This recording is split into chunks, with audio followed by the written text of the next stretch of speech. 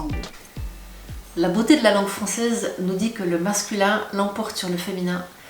Et malheureusement, ce n'est pas qu'une règle d'orthographe. On voit que dans la société, le masculin l'emporte dans beaucoup de situations.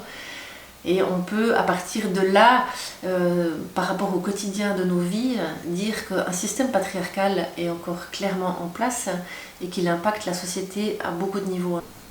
Il me semble que le féminisme a souvent mauvaise presse dans le milieu chrétien. Et personnellement, c'était le cas pour moi aussi, parce que je l'associe à une certaine caricature, des clichés qui ne m'attiraient pas du tout. Et j'ai découvert qu'il n'y avait pas qu'un seul féminisme, mais plusieurs.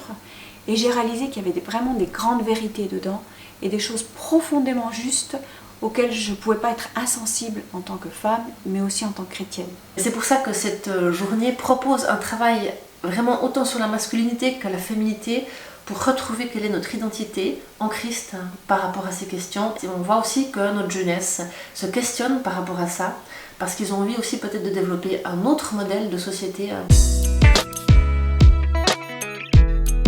Ce n'est pas parce que je suis une femme que j'ai moins de valeur. Ce n'est pas parce que je suis une femme que je suis moins digne. Ce n'est pas parce que je suis une femme que je suis moins légitime dans ce monde et aux yeux de Dieu.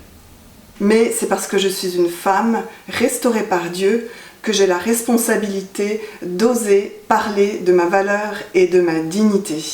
En lisant certains passages de la Bible, j'ai failli perdre la foi parce que je ne comprenais pas ce que ça disait.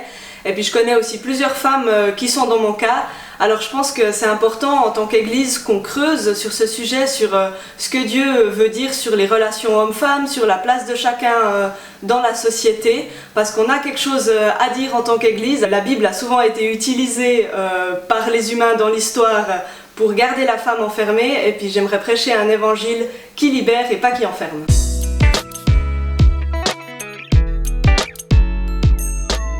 Mon rêve, c'est qu'un jour, les femmes du monde entier puissent elles aussi bénéficier de la dignité, de la légitimité et de la restauration prévue pour elles par Dieu. En creusant ces sujets avec mes amis ces derniers mois, je me suis rendu compte que finalement, ces rapports hommes-femmes, c'est une question de justice sociale. Et la justice, elle est vraiment au cœur de la Bible. En tant que chrétien, quelle est notre réponse face au problème du sexisme, de l'androcentrisme, du patriarcat? Est-ce qu'on est conscient de ces problèmes et qu'est-ce qu'on propose? Je crois qu'on a encore du chemin à faire et justement cette journée est là pour qu'on puisse réfléchir ensemble à toutes ces questions. Et si l'Église était avant-gardiste sur ces questions de justice, d'égalité, d'être pleinement femme, d'être pleinement homme, d'entrer dans une masculinité, une féminité qui libère des questions de genre et qui libère dans le fait d'être dominé ou dominant.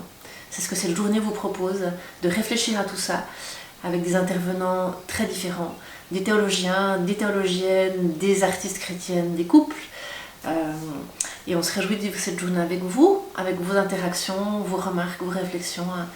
Donc rejoignez-nous pour cette journée et elle se poursuivra le lendemain à travers un culte où nous avons invité une femme pasteur à venir s'exprimer sur un sujet différent mais en lien avec ce thème. Laissons-nous surprendre, inspirer et transformer parce que nous allons vivre ensemble pendant cette journée. Alors venez nous rejoindre quand on est tous concernés, hommes et femmes. Rejoignez-nous.